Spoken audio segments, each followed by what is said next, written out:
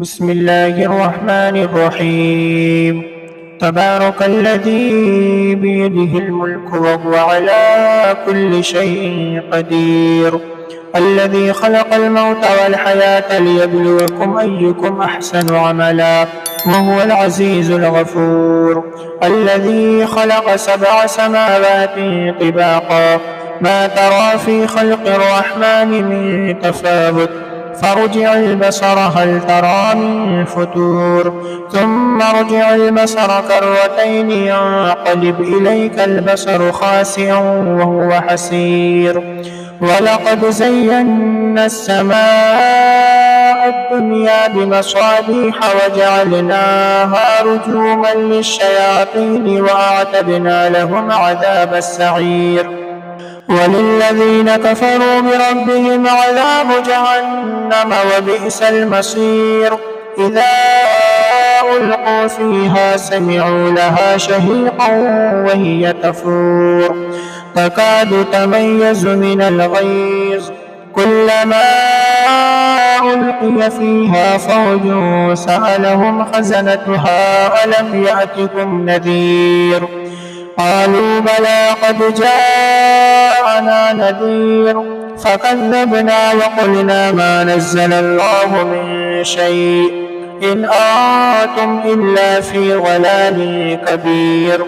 وقالوا لو كنا نسمع أو نعقل ما كنا في أصحاب السعير، فاعترفوا بذنبهم فسحقا لأصحاب السعير. إن الذين يخشون ربهم بالغيب لهم مغفرة وأجر كبير. وأسروا قولكم أو اجهروا به إنه عليم بذات الصدور. ألا يعلم من خلق وهو اللطيف الخبير. هو الذي جعل لكم الأرض ذلولا فامشوا في مناكبها وكلوا من رزقه وإليه النشور. أأمنتم من في السماء أن يخسف بكم الأرض فإذا هي تمور، أم أمنتم من في السماء أن يرسل عليكم حاسبا، فستعلمون كيف نذير. ولقد كذب الذين من قبلهم فكيف كان نكير. أولم يروا إلى الطير فوقهم صافات ويقبض ما يمسكهن إلا الرحمن إنه بكل شيء بصير. أمن هذا الذي هو جند لكم يعصركم من دون الرحمن إن الكافرون إلا في غرور. أمن هذا الذي يرزقكم إن أمسك رزقه بل لجوا في عتو ونفور. أفمن يمشي مكبا على وجهه أهدى أمن يمشي سويا على صراط مستقيم. قل هو الذي أنشأكم وجعل لكم السمع والأبصار والأفئدة قليلا ما تشكرون.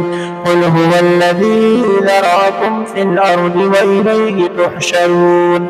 ويقولون متى هذا الوعد إن كنتم صادقين. قل إنما العلم عند الله وإنما أنا نذير مبين. فلما رأوه زلفة سيئت وجوه الذين كفروا وقيل هذا الذي كنتم به تدعون.